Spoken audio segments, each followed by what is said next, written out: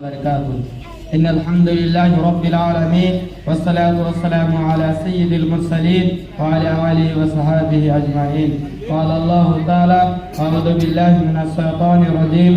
بسم الله الرحمن الرحيم. واستعينوا بالصبر والصلاة فإنها لكبيرة إلا على الخاشعين.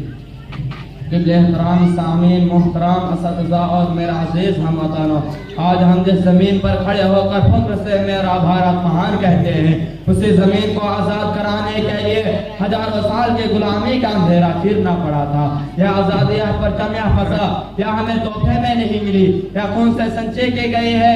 15 اگست 1947 عیسوی کو صرف ایک تاریخ نہیں، ایک صبر، قربانیوں اور بیداری کی کہانی ہے۔ یاد رکھو، یہ وہ دن ہے جب انگریز سامراج کا غرور ٹوٹا، جب قید کے دروازے کھلے،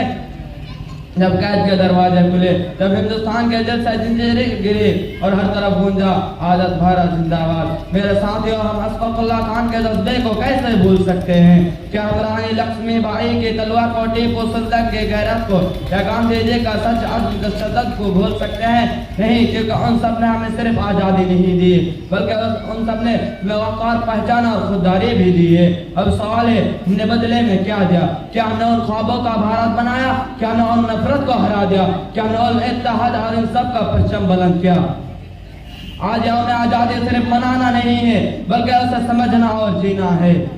اور ہمیں وعدہ کرنا ہے کہ ہم ہر بچوں کو تعلیم دیں گے، ہر دل میں محبت جگائیں گے، مذہب جات زبان سے اوپر اٹھ کر صرف بھارت بولیں گے، اور ایک ایسا ہندوستان بنائیں گے جس پر شہیدوں کی روح فکر کریں گے، کیونکہ ملک جھنڈوں سے نہیں انسانوں سے بنتے ہیں، اور وہی انسان بہتر ہے جو اپنے وطن کے لیے جیتا ہے، اور اگر وقت آئے تو مرنے سے بھی نہ ڈرے۔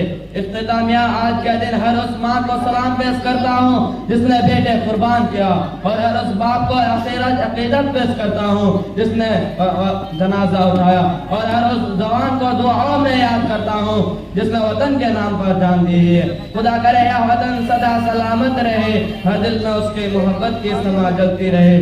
جے ہند، جے بھارت۔ السلام علیکم ورحمۃ اللہ وبرکاتہ۔